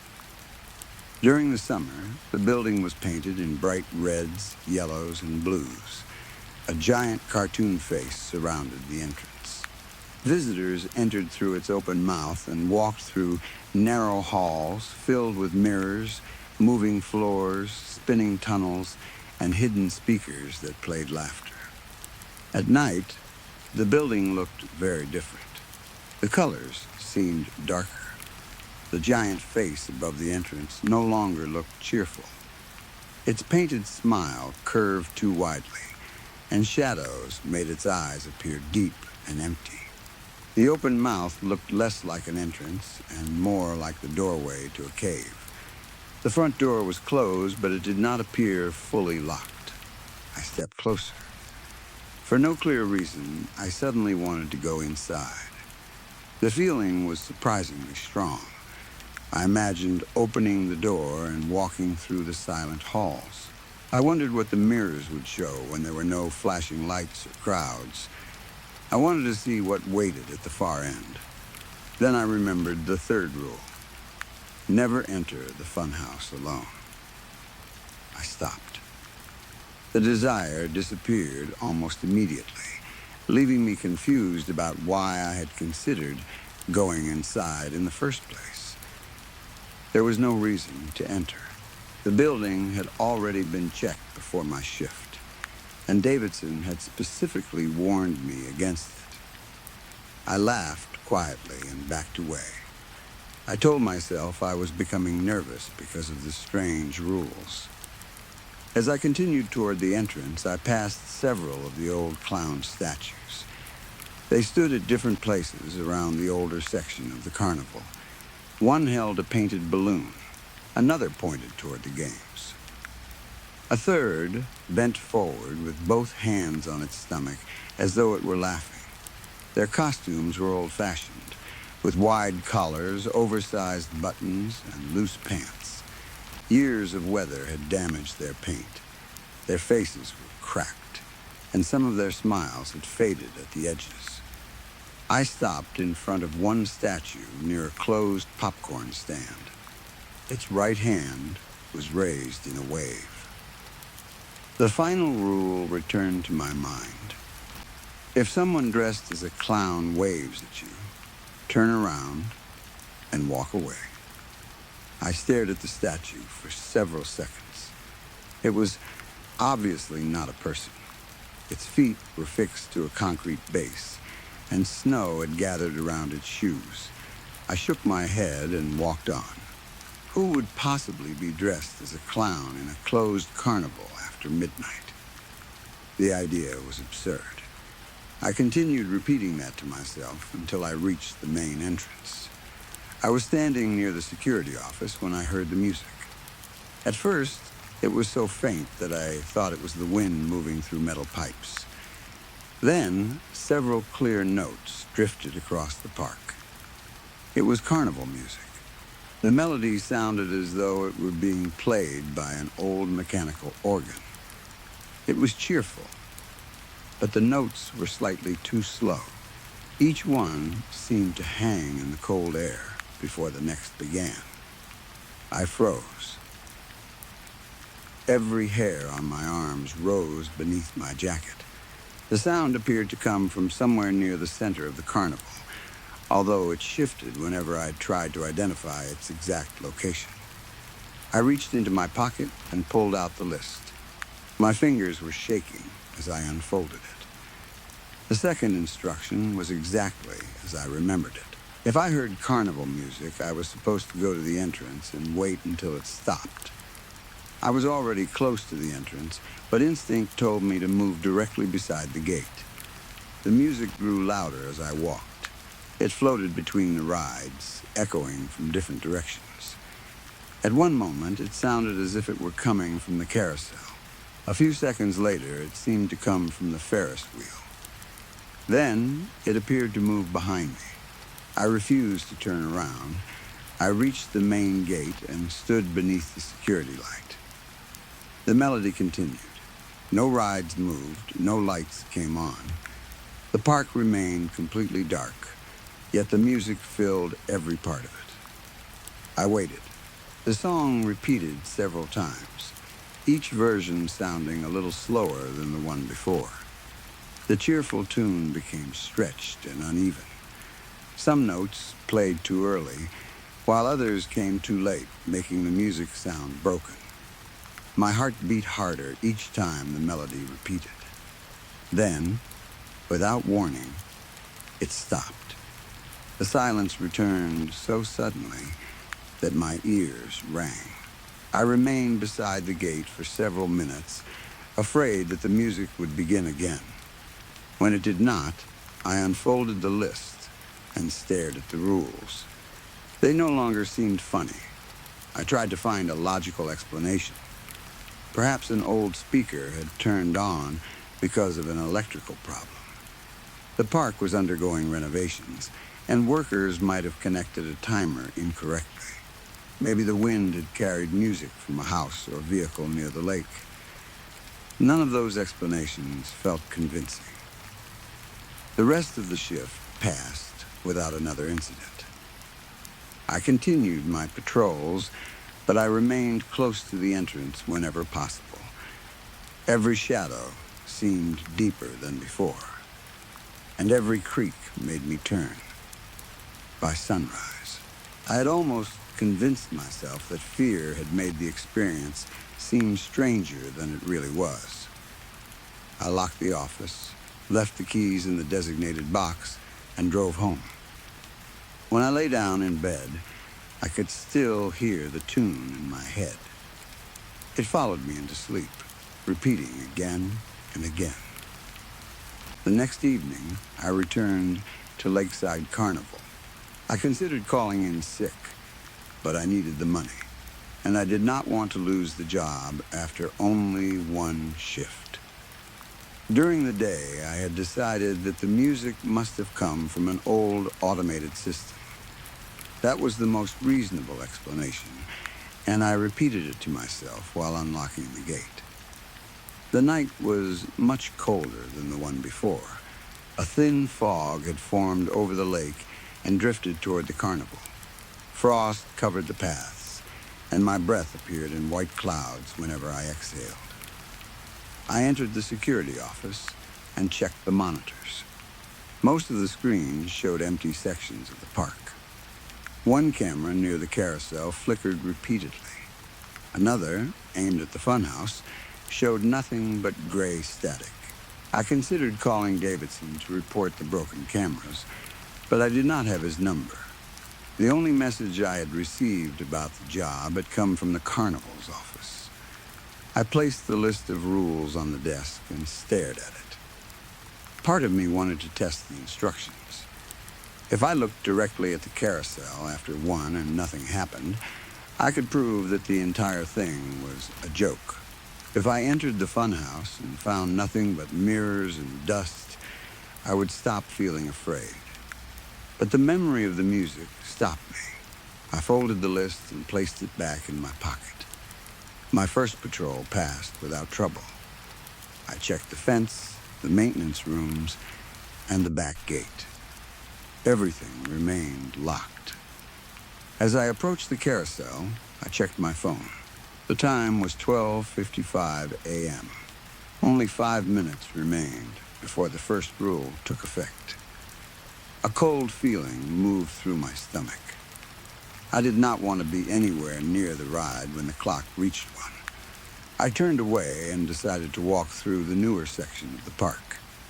That route would keep several buildings between me and the carousel. At exactly 1 in the morning, I heard a faint mechanical sound. It began as a soft whir, like old gears slowly starting to turn. I stopped walking. The sound came from behind me. I knew I should continue forward. The rule had not said that I could not hear the carousel. It had only warned me not to look directly at it. Still, curiosity pulled at me. I turned my head slightly. The carousel was visible between 2 food stalls. The horses appeared motionless. I should have looked away immediately, but I remained where I was. The whirring sound grew louder. I took one step toward the ride.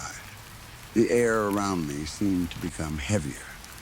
Pressure filled my ears, and a low vibration moved through the ground beneath my shoes. My thoughts became slow and confused. I knew the rule.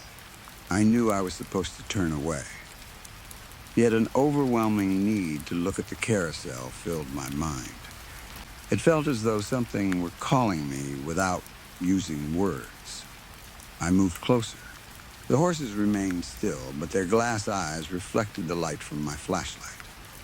As I changed position, the reflections moved with me, creating the impression that every horse was watching my approach.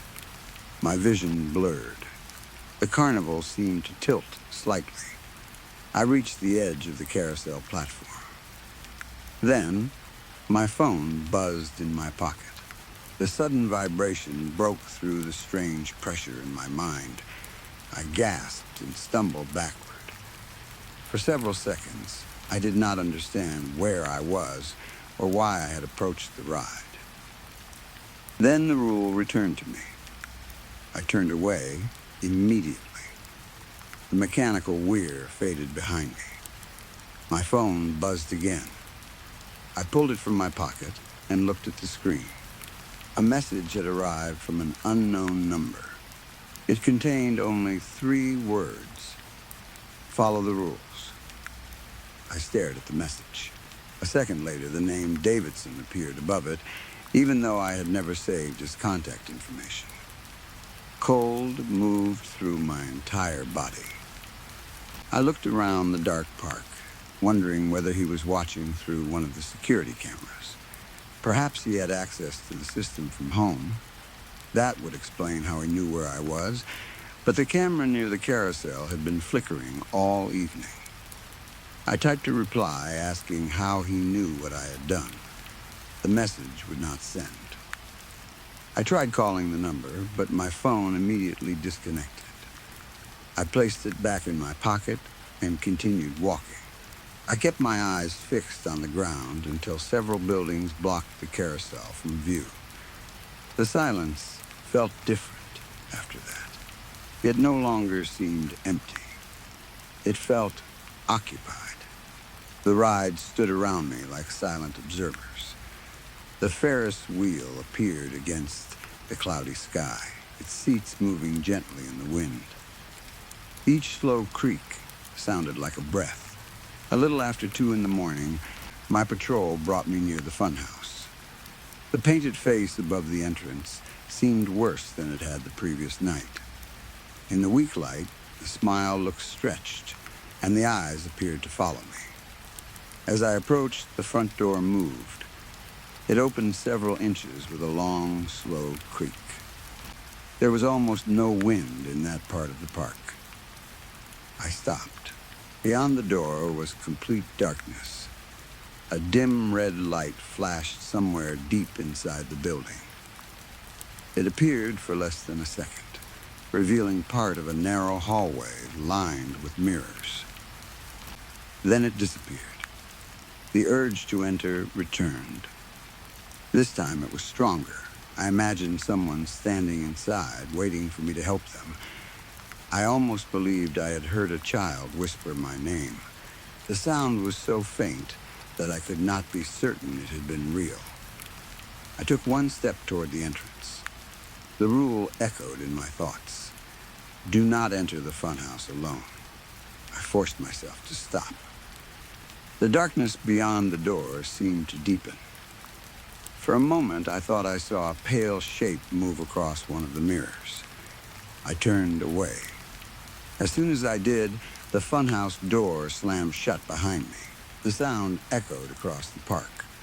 I walked quickly toward the main path without looking back. My footsteps sounded unusually loud. Each step struck the frozen ground and returned from the surrounding buildings as a hollow echo. I imagined another set of footsteps following mine. Whenever I stopped, the imagined steps stopped too. I told myself it was only the echo. Near 3 in the morning, I returned to the entrance. My hands were cold, and my body felt exhausted from remaining tense for so long. I entered the security office, sat in the chair, and tried to calm myself. Then, the carnival music began again. It was quieter than it had been on the first night, but the melody sounded slower and sadder. The notes drifted through the park like a song being played at a great distance.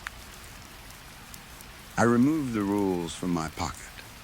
The second instruction told me to remain at the entrance until the music stopped. I left the office and stood beside the main gate. The tune continued. I watched the darkened rides, expecting their lights to switch on. I imagined the carousel beginning to turn, or the Ferris wheel moving without electricity. Nothing changed. Only the music moved through the night. The melody felt familiar, but I could not remember where I had heard it before. It made me think of childhood summers, bright lights, and holding someone's hand while walking through a crowd. The memory was incomplete, and whenever I tried to focus on it, it disappeared. My phone vibrated. I looked down, expecting another message from Davidson. The screen was completely blank. The phone continued vibrating even though no call or notification appeared. When I looked up again, the music had stopped. The silence that followed was absolute. Even the wind had disappeared. I stood beside the gate, listening to the ringing in my ears. That was when I finally accepted that the rules were not a joke. They were warnings. Each one marked a boundary between me and something that existed within Lakeside Carnival. I did not know what that something was, but I knew it had noticed me. Movement appeared near the edge of my vision. I turned quickly. Nothing stood there. The clown statues remained in their usual places. The rides were motionless, and the paths were empty. Then, the shadows beside an old game booth seemed to change shape. Something tall moved behind the booth. I raised my flashlight and aimed it toward the area. The beam revealed only a stack of wooden crates and a torn banner moving slightly.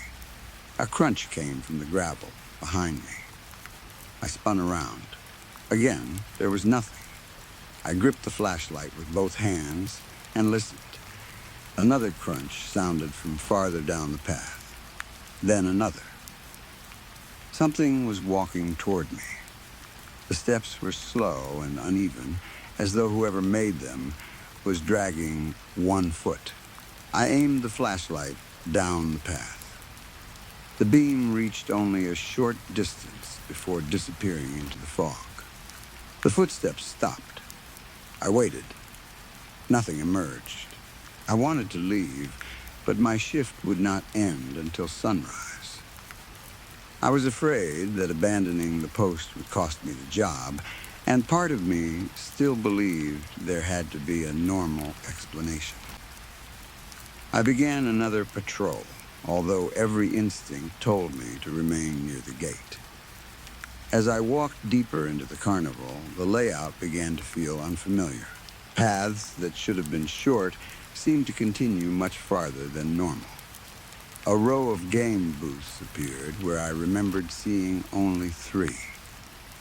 The roller coaster seemed to shift from one side of the park to the other whenever I turned.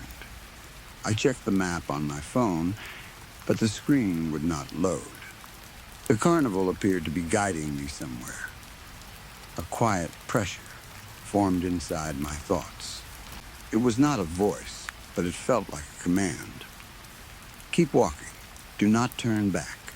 Go toward the older section. I tried to resist. I turned toward the entrance, but the path curved strangely and led me between 2 closed food stands. When I came out the other side, I found myself facing the carousel. I stopped. The time on my phone was 2:47 a.m. The first rule was still in effect. The carousel stood only a few yards away. I lowered my gaze and tried to turn around. A flicker of light appeared above the ride. One bulb switched on, then another. Weak yellow lights came to life around the edge of the roof. They flashed in a slow circle, illuminating the horses one after another. The mechanical whir began. The platform started to move. I knew I had already broken the rule by looking directly at it, but I could not pull my eyes away. The horses began rising and falling as the carousel slowly turned. Their painted bodies moved through light and shadow. The brass poles creaked and gears groaned beneath the platform. Then the music started. It was the same tune I had heard on both nights, but now it came directly from the carousel. The notes were clear and loud. The melody wrapped around me and seemed to push every other thought from my mind. I stood frozen. The ride turned faster. Something moved between the horses. At first, I saw only a dark shape passing behind them. It disappeared each time I tried to focus on it. The figure moved with the carousel, slipping between the poles and horses without ever losing its balance. As it passed through the light, I saw a pale face. White paint covered the skin. Red color had been smeared around the mouth. Dark circles surrounded the eyes. It was a clown. It wore an old costume with a wide collar and large buttons. The fabric was dirty and torn. Its arms appeared too long for its body, and its fingers hung loosely at its sides. The clown moved closer to the outside edge of the carousel. Each time the ride turned, I saw more of its face. Its smile was far too wide. The corners of its mouth seemed to stretch beyond what should have been possible. Its teeth were small, gray, and tightly packed together. The eyes looked like empty holes beneath the painted makeup. I remembered the final rule. If someone dressed as a clown waves at you, turn around and walk away. The clown stepped between two horses. Then it raised one hand. It began to wave. The movement was slow and deliberate. I knew what I was supposed to do. I needed to turn around and leave. But my body would not respond. The music had filled my head, and my feet felt fixed to the frozen ground. The clown continued waving as the carousel carried it in a circle. Each time it passed, it appeared closer to the edge. I took one step backward. The clown's smile widened. The carousel began moving faster. The horses rose and fell with violent jerks. Their painted eyes reflected the flashing bulbs, making them appear alive. Several seemed to turn their heads as they passed me, although I knew their necks were made of solid wood. "Stop," I whispered. My voice was almost completely covered by the music. The clown stopped waving. For a moment, it remained completely still. Then, it stepped off the moving carousel. It landed without making a sound. The ride continued spinning behind it. The clown tilted its head and stared at me. I tried to raise my flashlight, but my arm shook so badly that the beam moved across the ground. "Please," I said, "just stop." The clown took one step forward. Its movements were unnatural. Each limb seemed to move a moment later than it should, like a puppet controlled by invisible strings. I stepped back again. The clown continued approaching. "What do you want?" I asked. It stopped only a few feet away. The dark eyes remained fixed on mine. I could not see any pupils, yet I knew it was looking directly at me. The clown slowly raised one hand and pointed at my chest. When it spoke, its lips barely moved. "You broke the rules." Its voice sounded soft, but it came from every direction at once. The words echoed through the empty carnival and seemed to whisper from the rides, booths, and statues surrounding us. Cold spread through my body. The carousel spun faster behind the clown. The music became louder and more distorted. Notes crashed into one another until the cheerful tune became a painful wall of sound. The horses no longer looked playful. Their mouths seemed wider, their teeth sharper, and their eyes darker. One horse passed beneath the lights, and I could have sworn its head turned to follow me. The clown lowered its pointing hand. Then it began walking toward me again. I turned and ran. The music followed. I raced along the path, nearly slipping on the frost. My flashlight swung wildly, throwing broken circles of light across the booths and rides. I aimed for the main entrance. The path seemed longer than before. Every time I passed a familiar building, it appeared again farther ahead. I ran past the same closed ice cream stand twice. A broken sign shaped like a star appeared on both sides of the path. The park was changing around me. Behind me, the music continued at full volume. I could also hear soft laughter. I looked back once. The clown stood near the carousel, watching me. Its hand was raised again. It waved slowly while the ride spun behind it. I faced forward and forced myself to keep running. At last, I saw the entrance gates. They appeared through the fog like black bars against the gray night. I pushed myself harder. Just as I reached the security office, the music stopped. The sudden silence made me stumble. I turned toward the gate. A figure stood beside it. The clown was only a few feet away. There was no possible way it could have reached the entrance before me, but it stood there as though it had been waiting the entire time. Its smile had not changed. It lifted one hand and waved. "No," I whispered. "This isn't real." The clown stepped forward. I backed away. The gate was behind it, blocking my escape. The clown took another step. The air around it smelled of dust, wet fabric, and something sweet and rotten, like candy left in the sun. I turned and ran back into the park. The paths twisted around me.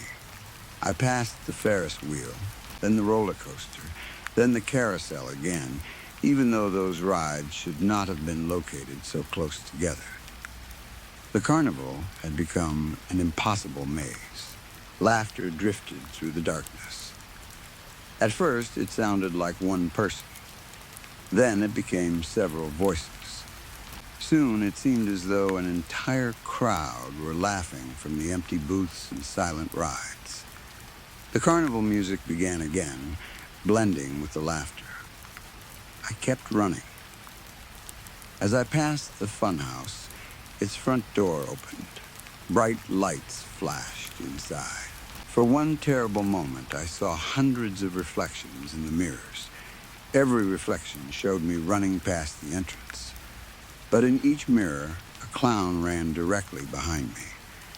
I felt the urge to enter the building. Something inside seemed to promise safety.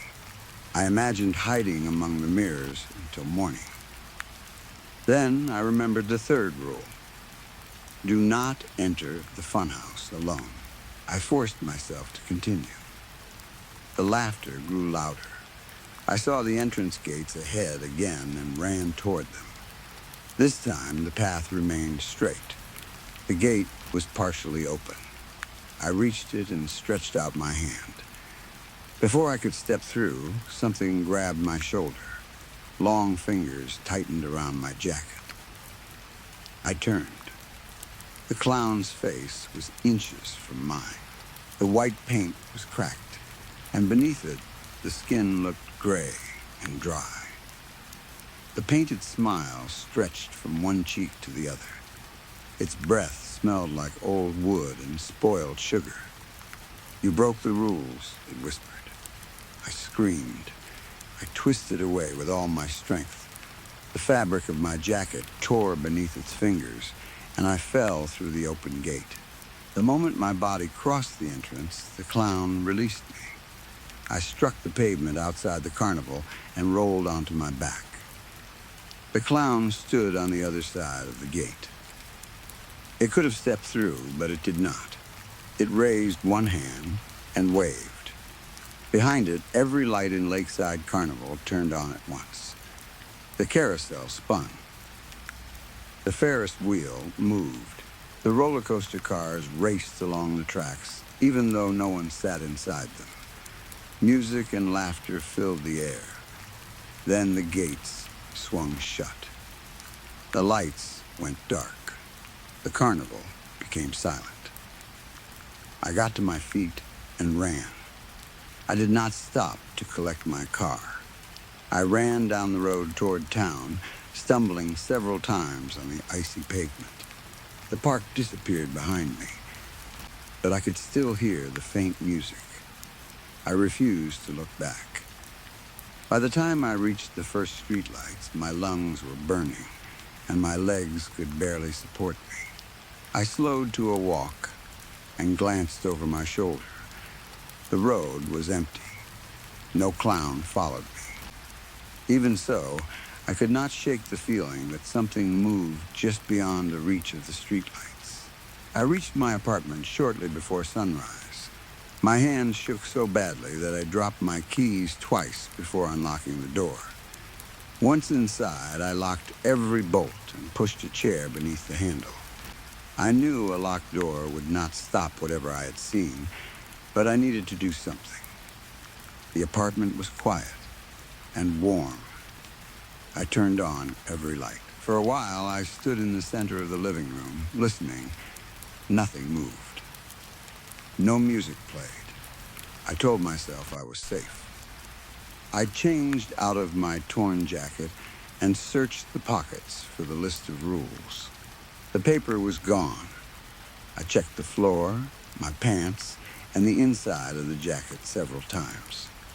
It had disappeared. I had no memory of losing it. Exhaustion eventually forced me into bed, but I could not sleep.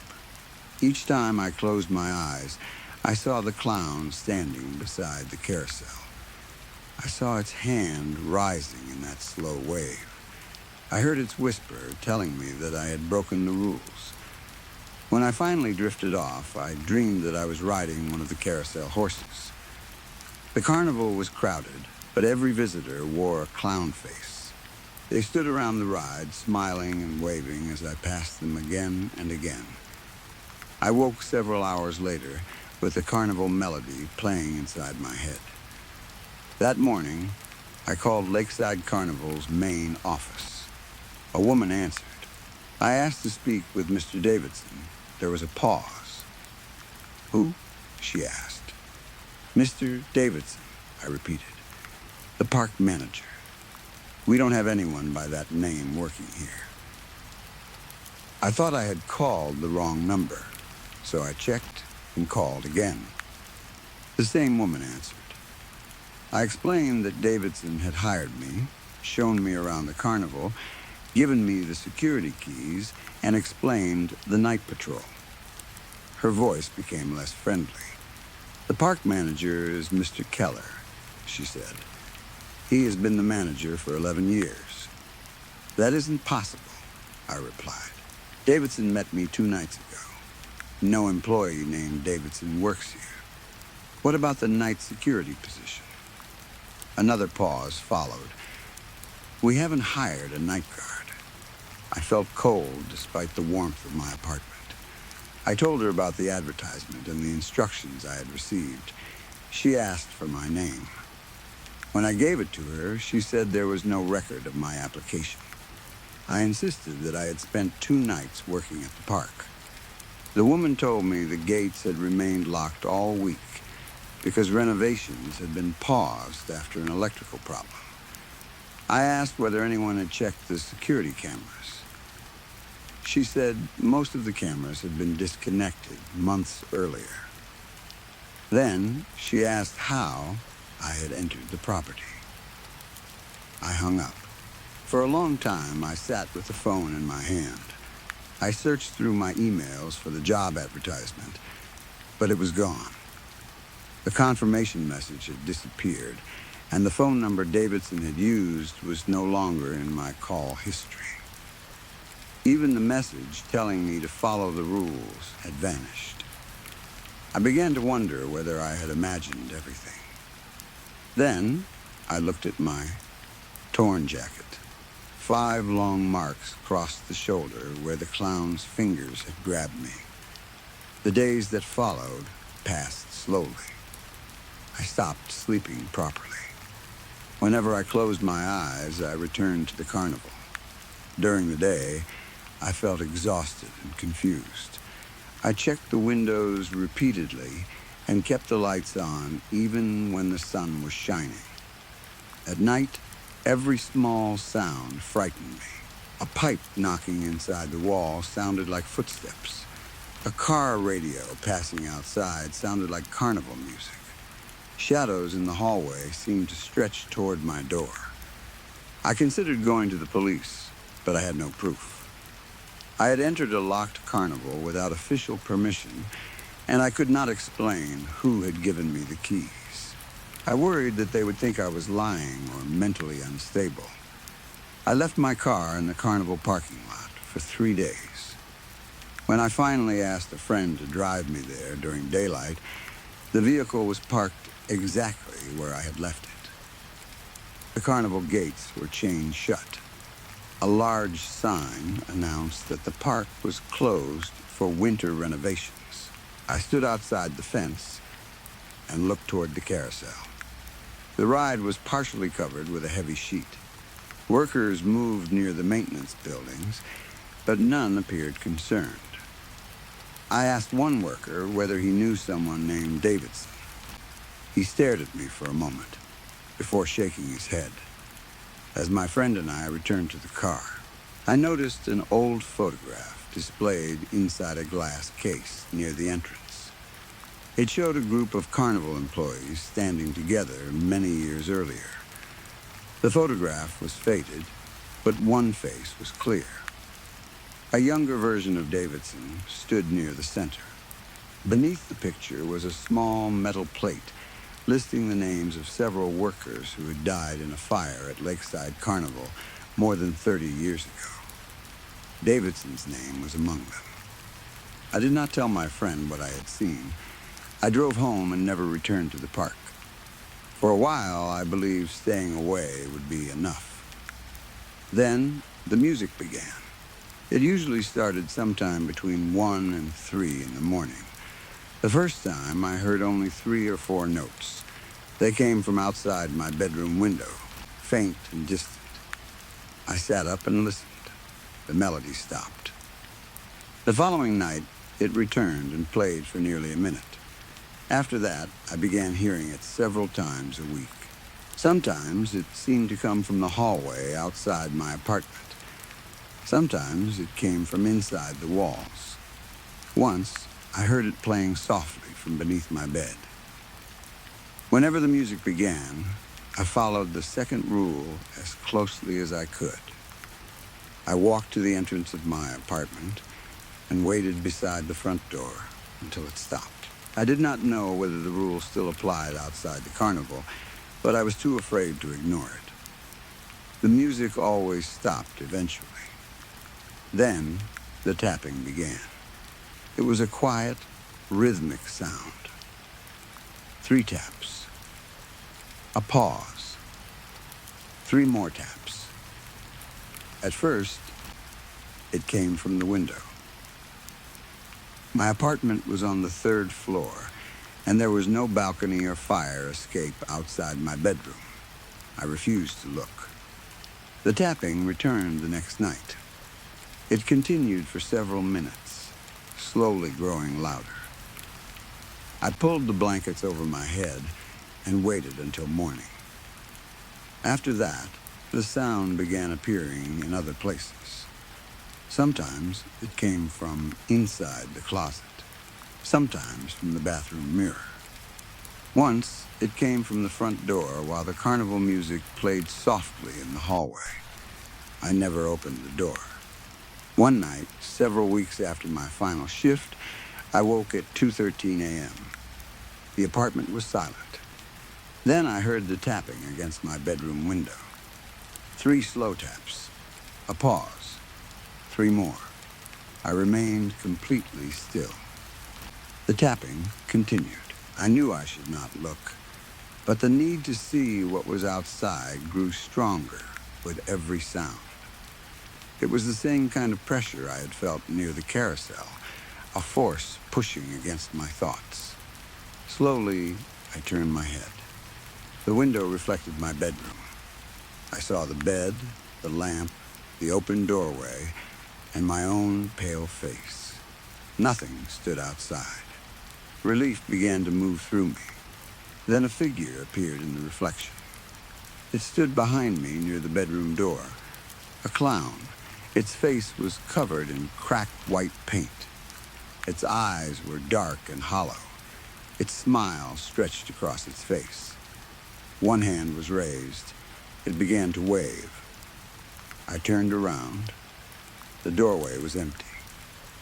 When I looked back at the window, the clown remained in the reflection. It was closer now. The carnival music began somewhere inside the apartment. I closed my eyes and turned away. I remembered the final rule.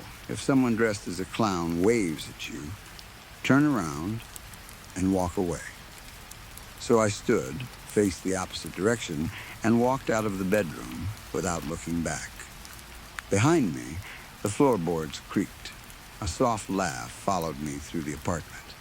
I reached the front door and waited beside it until the music stopped. When silence returned, I remained there until sunrise. The clown was gone when daylight filled the room. At least I could no longer see it. I have moved twice since then, but the music always follows. The tapping follows, too. I no longer work at night, and I avoid amusement parks completely. I cannot look at a carousel, even during the day. When I see a clown on television or in a photograph, I immediately turn away. Most people would probably say I am being foolish. They would tell me that fear and exhaustion caused me to imagine what happened at Lakeside Carnival. Perhaps they are right. But sometimes, between 1 and 3 in the morning, I wake to the sound of old carnival music drifting through my apartment. When that happens, I go to the front door and wait. I never look toward the mirrors. I never open the closet. I never enter a dark room alone. And when I see a pale face reflected behind me, smiling with one hand raised in a slow wave, I turn around and walk away. Because Davidson was right. The rules are not suggestions. They are the only reason I am still alive.